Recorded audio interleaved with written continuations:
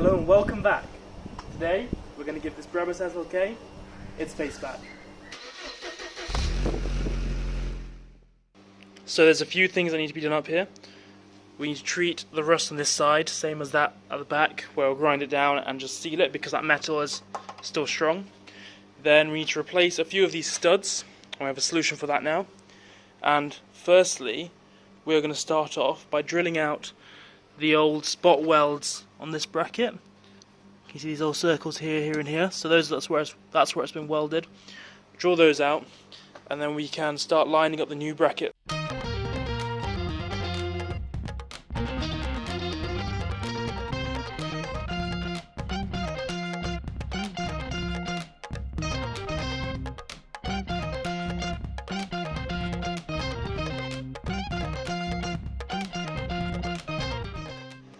Now, Mercedes do not even have a part number for these brackets, but luckily there is one company in Germany that still makes them.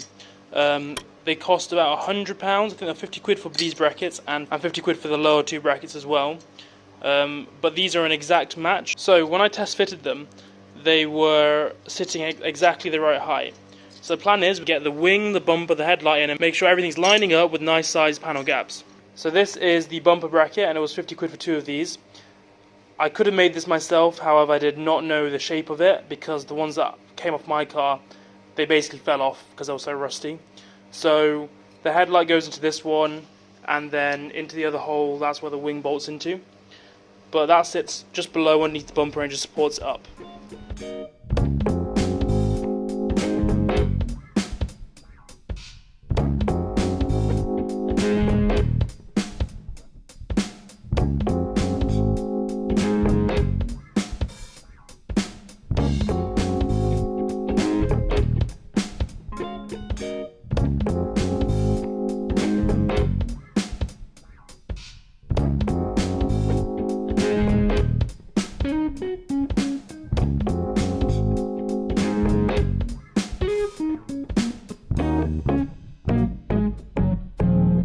And the final piece of this very expensive puzzle is this little nut here. So as you can see, there's a star key in the top, and what this will do is the wing will go in between there and there, and this will clamp it up, and then below it will be the bumper with the bumper bracket, and that will hold this all together.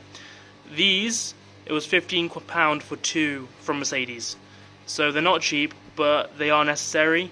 You could get away without using them if you knew what the tolerances were and the bracket was already on the car. Because the bracket was not on the car and we had no reference, it was best for me to get these, even though they were a little bit on the expensive side.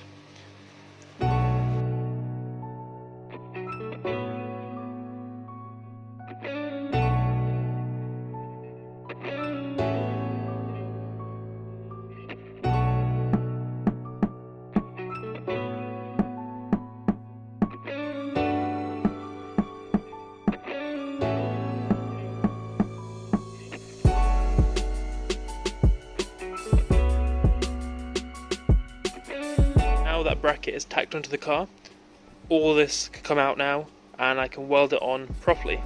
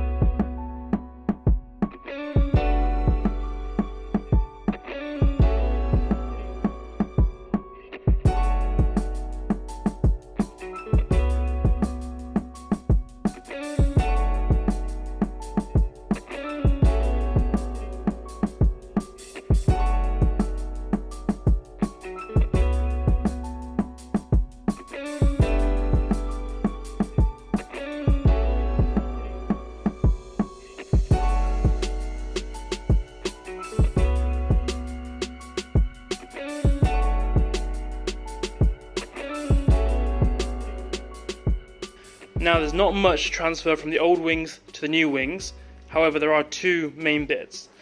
There's the indicator, and I managed to get two new ones of those. That was £15 for two, because the old ones were cracked and the seals had kind of perished. So I thought I'd get 2 new ones of those, one for both sides, and this liner here needs to be transferred over from this wing to the new wings. So let's do that now.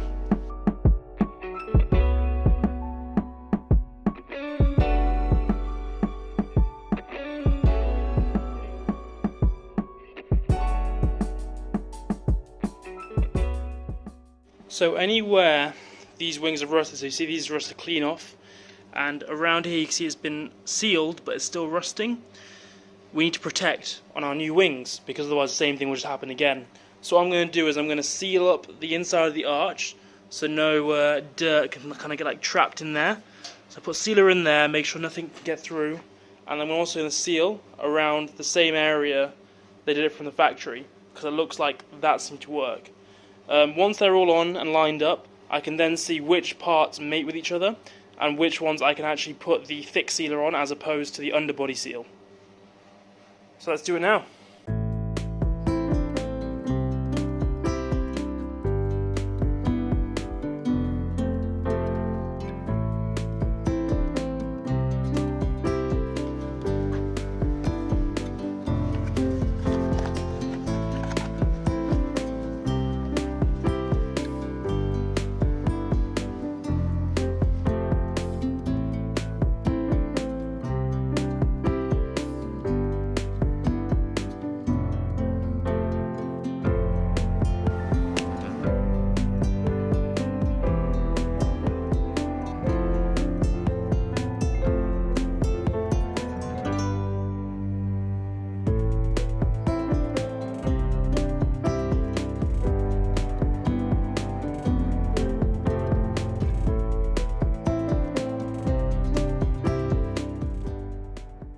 The final thing I need to do on this, before putting it back on the car, other than the bolts, is removing these rust streaks that you can see there and on the other side as well. So what I'm going to use is a bit of polish, a polishing wheel, and I'm just going to slowly whip this away, try not to burn through the paint.